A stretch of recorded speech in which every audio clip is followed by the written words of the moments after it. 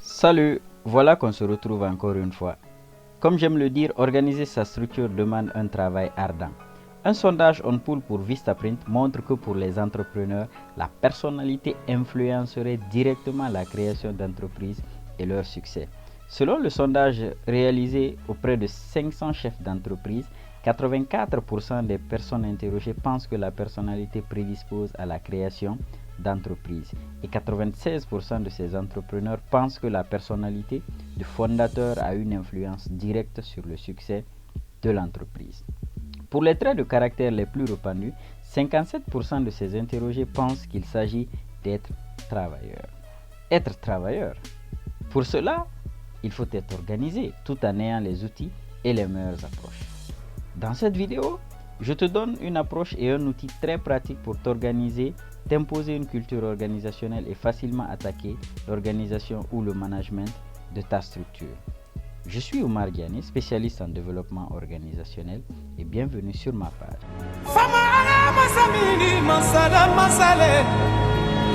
Quand vous demandez à plusieurs professionnels comment font-ils pour gérer leur temps de travail ou rendez-vous, les réponses fréquentes sont les suivantes. J'utilise le calendrier de mon téléphone ou une application de liste de tâches sur mon téléphone, souvent appelée To-Do List. Certains utilisent des post-it qu'ils collent sur leur bureau ou les murs et d'autres vont jusqu'à utiliser, on peut dire que c'est la méthode la plus répandue, les agendas où ils marquent les différentes actions et tâches à effectuer. Eh bien, aucune de ces méthodes n'est à remettre en cause tant que ceux qui l'utilisent se sentent bien avec. Voyons quelques limites. Avec les calendriers ou to-do list, vous avez très peu de flexibilité en termes de commentaires et ne pouvez que vous conformer aux fonctionnalités restreintes données par les applications. Avec les post-it, c'est écrire sur de petits bouts de papier qui peuvent se perdre et je ne parle pas du plaidoyer des activistes pour l'environnement. Il faut protéger la nature, il faut protéger nos forêts. Mes chers, je précise que si vous êtes à la recherche d'un monde facile où tout se fait par un clic sans le moindre effort humain, alors vous n'êtes pas prêt à organiser votre entreprise ou ONG ou diriger. Car tous les systèmes informatisés existent pour supporter le travail manuel ayant été. Donc, pour agir en professionnel, la méthode que je vous propose présente les avantages suivants. La liste paraît longue, mais je me suis dit de vous présenter tous ces avantages, peut-être pour faciliter votre adhésion. L'outil et la méthode permettent d'avoir un contrôle ou un visuel de toute sa semaine et donne l'impression de contrôler le temps sur une journée et toute la semaine. Il permet de se fixer des habitudes journalières, par exemple le temps de la journée que nous consacrerons spécifiquement aux réseaux sociaux. Il permet aussi de travailler sur plusieurs choses en une journée et mieux faire la différence sur quand travailler pour soi-même et quand travailler pour son employeur ou encore suivre une formation. Et grâce à cet outil, vous n'oubliez rien. Un SMS à écrire, un email à consulter ou à écrire, un appel à effectuer ou la confirmation aussi d'un rendez-vous. Il permet de mieux s'évaluer en fin de journée et reporter ou déplacer avec subtilité les tâches non achevées. L'outil, par son efficacité, permet d'établir facilement un rapport de votre semaine et il vous permet de vous situer lorsque vous perdez le nord. Je vais rajouter, l'outil vous permet de vous mettre vous-même la pression sur la durée du travail, c'est-à-dire réaliser en 1 heure ou 2 un travail au lieu que vous ne fassiez cela en 4 heures en vous disant « Ah, j'ai toute la journée devant moi » ou lorsque vous avez travaillé sur un seul document, un seul dossier durant toute la journée, vous vous dites bon voilà, j'ai tout ce qu'il faut, j'ai pu travailler toute la journée sur un seul document. Pour ma part, l'outil m'aide énormément. Imaginez-vous que je prenne du temps pour écrire ces vidéos, enregistrer le son et faire le traitement et monter ces vidéos. Par la même occasion, je suis chef projet dans une institution internationale et en même temps, je fais du coaching pour les entrepreneurs, pour les ONG. Je donne des sessions de formation et je suis moi-même mes formations. Tout cela, plutôt, je le fais grâce à cet outil. J'arrive à faire beaucoup de choses à la fois et en même temps, entrepreneur, je m'occupe de mon propre business. Mais tout ça grâce à une simple organisation. Aussi simple. La méthode, comme je vous l'ai dit, je vous explique comment elle fonctionne. C'est une méthode très banale, c'est pas une baguette magique. Non, je vous ramène à la stratégie banale de ce que nous avons l'habitude de tous utiliser. On l'a utilisé avant et on l'utilise maintenant, mais nous la rendons plus performante cette fois-ci. J'ai essayé de la rendre plus performante et je l'ai utilisée durant plusieurs années pour pouvoir vous témoigner de son efficacité. C'est la stratégie des emplois du temps à l'école ou des agendas de formation. Regardez le plus souvent un formateur ou un enseignant en classe. Il a 2 ou 3 heures de cours par jour, donc il est obligé de cadrer toute son intervention dans ce temps. Quelles que soient les activités qu'il initiera dans la classe, sans pour autant parler des différentes interruptions.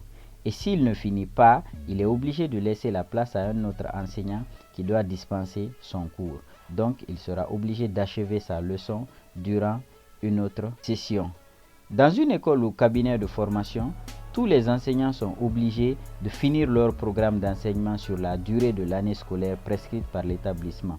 Donc, en termes de gestion de temps, nous dirons que c'est les meilleurs. L'outil, vous le trouverez en téléchargement dans le lien de la description. C'est un tableau dans lequel il est marqué les 7 jours de la semaine en cours, c'est-à-dire des colonnes. Sur les lignes, des heures sont définies selon votre temps d'activité par jour.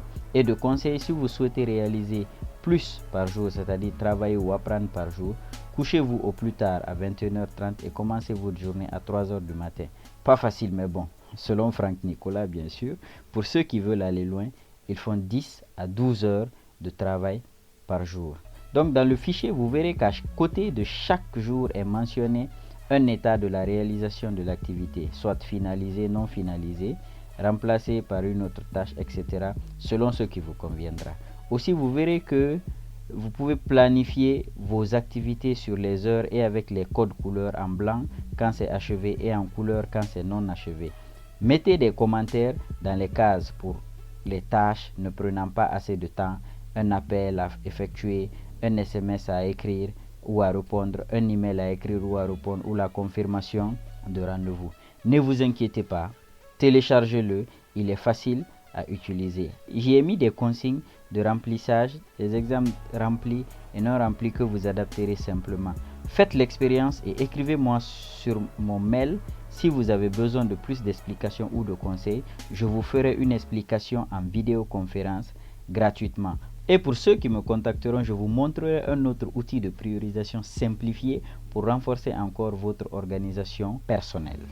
Après l'avoir expérimenté depuis plus de 5 ans, laissez-moi vous donner 6 conseils sur l'utilisation de cet outil pour bénéficier de tous les avantages que j'ai mentionnés. Dès que vous ouvrez votre ordinateur ou agenda, commencez par le remplir en premier pour le jour et les autres jours si vous savez quoi attaquer durant la journée, mais procédez par priorité. À chaque 1 heure ou 2 heures, si vous êtes devant votre poste de travail, consultez-le pour vous recadrer. Évitez ce que j'appelle le syndrome des tâches infinies, comme par exemple ceux qui aiment marquer de 8h à 12h, ils mettent carrément travailler au bureau. Non, mettez plutôt les détails de ce que vous appelez travailler au bureau. Réunion hebdomadaire, travailler sur la stratégie de vente, faire le rapport de la mission, etc. Ne vous inquiétez pas, si pour un départ vous avez peu de choses à renseigner, les cases vides vous mettront la pression pour vous créer des activités pour votre renforcement. En exemple, des formations, la lecture de tel ou tel livre ou les vidéos de développement personnel. Évitez le piège du perfectionniste pour ne pas abandonner. Certains responsables que j'accompagne me disent au départ qu'ils sont frustrés lorsqu'ils n'arrivent pas à mettre en œuvre tout ce qui est planifié. Pas de panique, continuez, la rigueur sur soi viendra au fur et à mesure.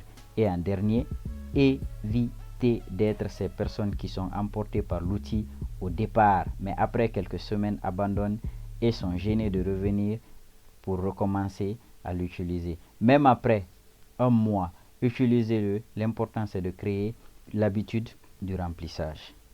J'espère que cette vidéo t'aidera et que l'outil que je te décris à télécharger en bas t'aidera. Tu pourras me contacter si tu as besoin d'aide. Je suis disponible. Je pourrai t'accompagner via une vidéoconférence Zoom sans problème. Alors, si la vidéo t'aide ou tu penses que ça peut aider un de tes collaborateurs ou une connaissance, partage la vidéo, abonne-toi et active la cloche de notification et à bientôt pour la seconde vidéo sur l'organisation personnelle que j'appelle le principe des actions insignifiantes. Bienvenue dans mon univers.